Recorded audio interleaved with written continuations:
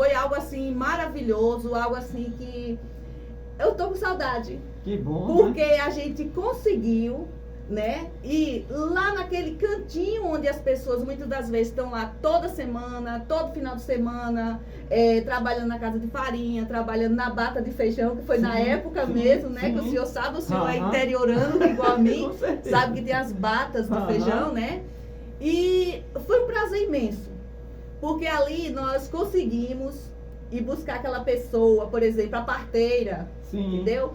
Que muitas vezes não é valorizada, mas a gente sabe que em muitos lugares ainda é chamada, inclusive, de mãe. E nós conseguimos trabalhar a cultura de uma maneira assim por igual. Fomos no samba de lata, as rodas, aquelas cantigas de antigamente. Nós fomos na plantação de mandioca, ver como realmente que é feita a farinha, como é que faz para plantar a mandioca, a maniba, né? Para depois vir aquele trabalho, todo aquele processo. A gente foi também ver, explicar e mostrar e trazer para a sala de aula o significado do extrativismo vegetal, da agricultura familiar, porque muitas das vezes as pessoas colhem, por exemplo, o maracujá de boi, né?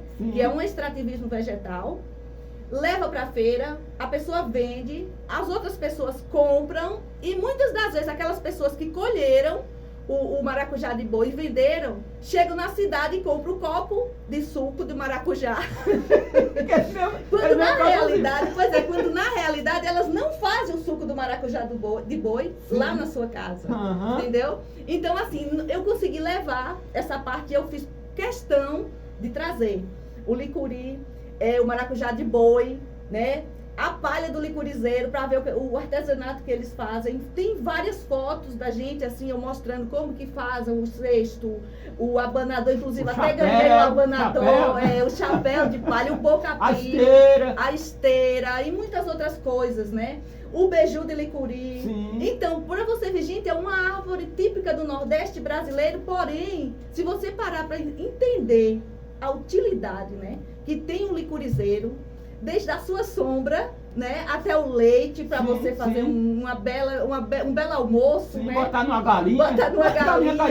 Enfim, uma cocada, né, uma esteira para descansar.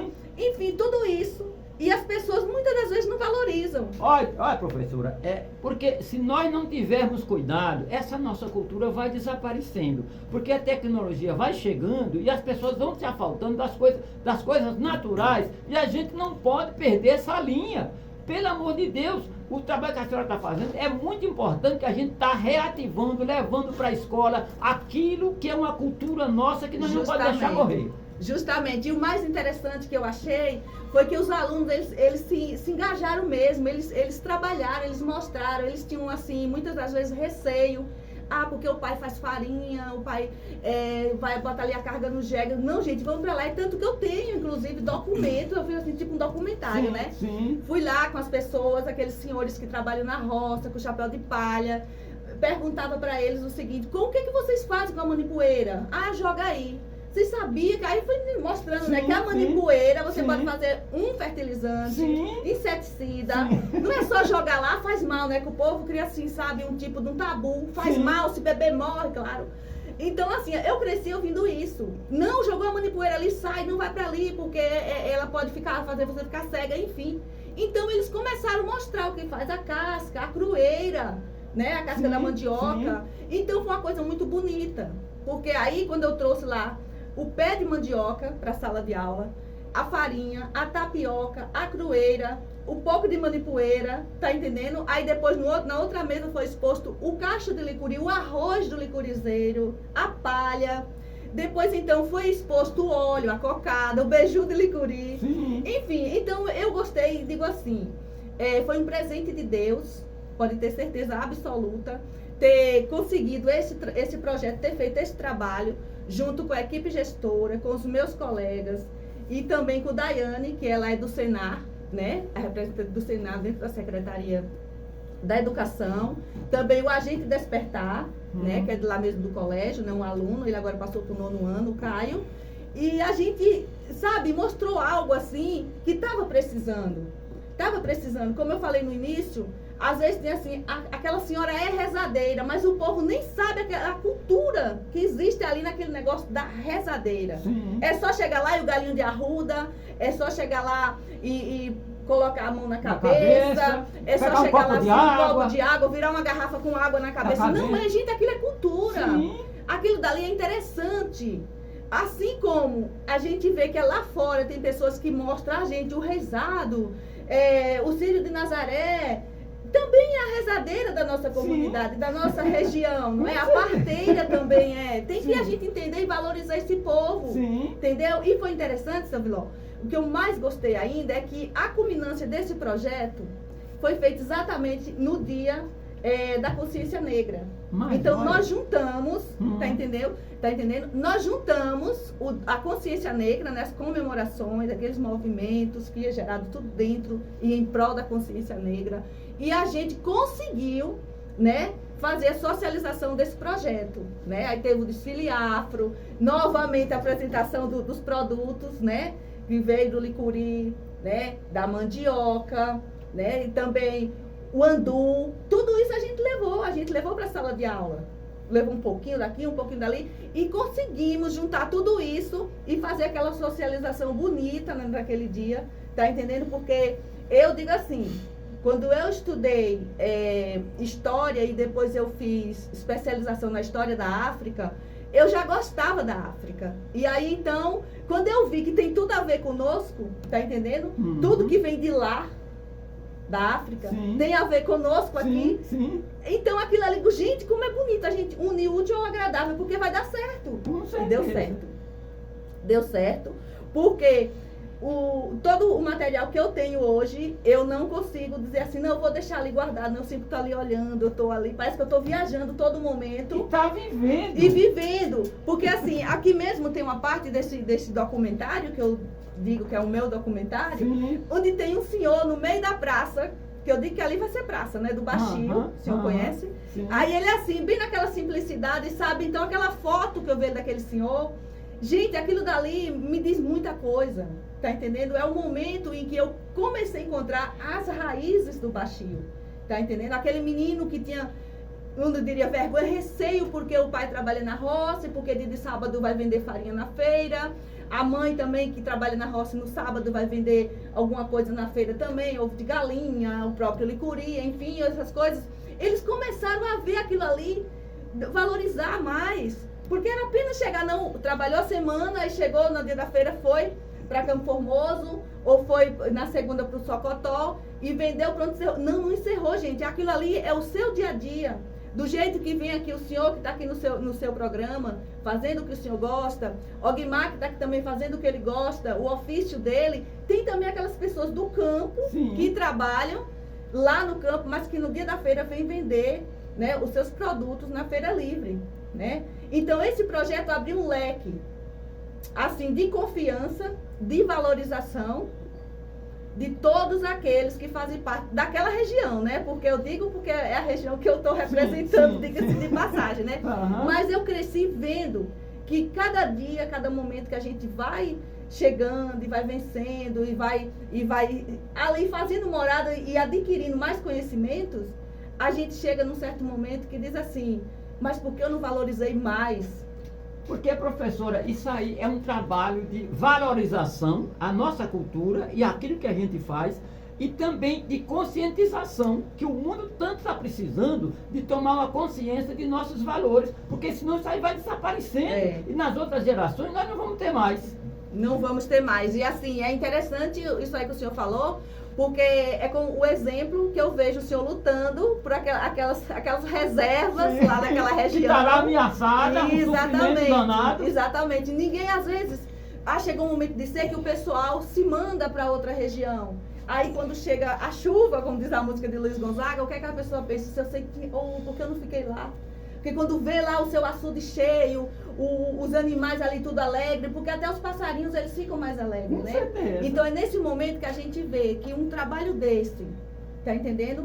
Só precisa de apoio.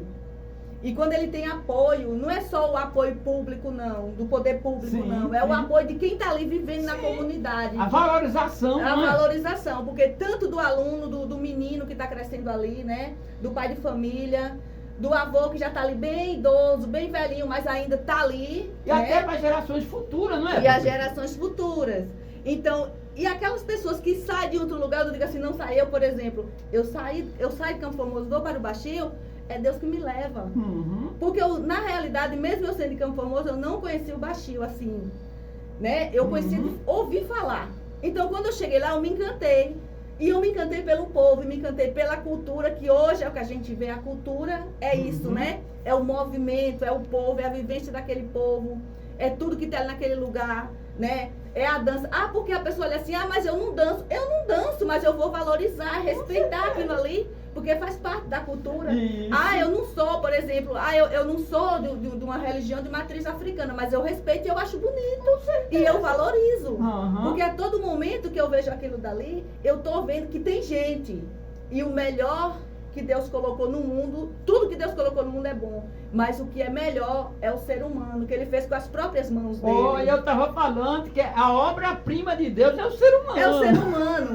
Se você analisar, se você começar a ler a história da humanidade, você começar a estudar, você vê que Deus, tudo ele disse, haja. Foi a luz do sol, Sim. foi o próprio sol, a noite, as flores, as plantas, os animais.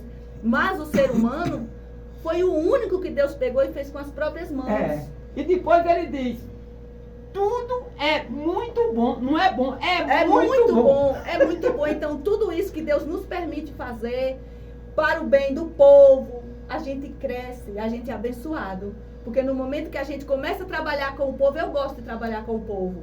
Eu Porque sou às vezes- apaixonado para trabalhar com o Pois é, povo. eu gosto de trabalhar com o povo. Se me perguntarem hoje, você teve assim alguma indiferença com o aluno? Eu nunca tive. Porque eu sei, eu me coloco no lugar de cada um deles. Uhum. E esse projeto me ensinou mais ainda. Eu me colocar no lugar de cada um deles. Daqueles que 4 da manhã já estão chegando em Campo Formoso de sábado. Sim. E o que mais me emociona também ainda hoje, o período de pandemia foi um aprendizado, foi quando um aluno, ele hoje saiu.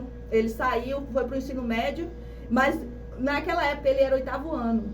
E ele me falou assim, professor, eu hoje não assisti sua aula, porque eu não tinha internet e eu fui para o Socotó para assistir. Quando eu cheguei próximo do Socotó, ele terminou o período da aula. Eita. Então, isso daí a gente se coloca no lugar daquele aluno, daquela pessoa. Uhum. Né? Porque às vezes eu tenho uma oportunidade e ao invés de agarrar e valorizar essa oportunidade, eu não, mas... E tem outros que a gente só sabe valorizar se a gente se colocar no lugar de cada um. Exatamente. E então foi esse projeto que me fez crescer mais como ser humano, adquirir mais experiência, Sim. porque os anos vão passando, a gente vai É. envelhecendo, mas a vida da gente é um eterno aprendizado. Exatamente. E quando a gente se dedica a esse aprendizado e a gente valoriza esse A gente aprendizado... vai longe. E outra coisa, eu estive ouvindo uma música essa semana que fala assim, ser feliz não é difícil. E não é difícil. Porque se você começa a valorizar tudo que Deus coloca nas suas mãos para você fazer, aí você já é feliz. Com certeza. Se você começa a botar dificuldade no sol, mas o sol tá quente, mas a ladeira é imensa. Ai, a chuva tá boa. A chuva, misericórdia, não. Eu não tenho uma sombrinha, não tenho carro, mas também não tenho uma sombrinha, não vou não, que eu vou me queimar. Você nunca vai ser feliz. Exatamente. Você nunca vai ser feliz, porque eu às vezes fico assim analisando, viu? Porque às vezes Deus manda a gente ir, vá. Que é de Deus, vá, realize, é de tua incumbência. Aí a pessoa diz, não vou não. Gente, quando Jesus andou no mundo, não tinha carro, não tinha ar-condicionado nos carros, nem carro tinha. De pé, não é? Não tinha água mineral, tinha água mineral, mas daí não era extraída. Não tinha microfone. Não tinha microfone, né? E Jesus ia. Então, muitas vezes a gente bota dificuldade em tudo. Aí onde vem a humildade também. O senhor me permite, que eu já estou saindo aqui um pouco aqui do Não, aqui mas do contexto, mas observe. observe. Mas quando as pessoas falam em humildade, pensam que humilde é ser pobre. Pobre de bens materiais. Sim, Não sim. é. Não. Não é, porque o exemplo maior foi Jesus lavar os pés dos discípulos. Exatamente. E eu começo assim, dizendo que, gente, naquela época não tinha asfalto nas ruas, nas cidades, nas estradas. Os pés dos discípulos, imagino eu, que Sim. era assim, as unhas encravadas, Sim. os pés sujos, rachados. Sim. E Jesus lavou. Hoje, por mais sujo que seja um pé, não é igual aqueles que Não. Mas enfim, é esse jeito nosso, simples de ser, Sim. que a gente é feliz. Faz a gente ser mais gente. E mais gente. E sendo mais É. gente, você encontra a felicidade no Exatamente. ser humano. Aham. Na pessoa que está ali doente, você pode visitar. Exatamente. Enfim. Professora, nosso tempo está esgotando. Eu quero agradecer em primeiro lugar nosso Pai Maior Jesus Cristo, que nos concedeu a Amém. graça da gente poder estarmos hoje aqui no programa e mostrar para os nossos ouvintes o quanto vale a pena nós valorizar a nossa cultura, principalmente lá na zona rural, que o pessoal está lá. Se nós não tomarmos providência, a gente vai deixando de lado por causa da tecnologia e nós nunca podemos esquecer de nossas raízes, não é? Verdade. Suas considerações finais, por gentileza, eu te agradeço pela sua visita aqui, mas o seu esposo e o seu filho Rodrigo, tá bom? Tá bom, olha, eu que sou eternamente grata, viu? Estar aqui de volta a essa casa e eu, assim, sabe, estou feliz e agradeço ao senhor, toda a equipe, e agradeço os ouvintes também, né? Desejo, assim, um final de semana abençoado para cada um e que Deus continue abençoando cada família, que o Espírito Santo continue pairando na vida de cada um de nós, hoje e sempre. Tá, joia. Nosso muito obrigado. Um abraço para a senhora, para seu esposo e para o meu amigo Rodrigo, Ogmar também, que nos ajudou aqui no programa de hoje. Gente, eu só quero dizer uma coisa para vocês. Nunca desista de Jesus Cristo, porque Jesus Cristo jamais vai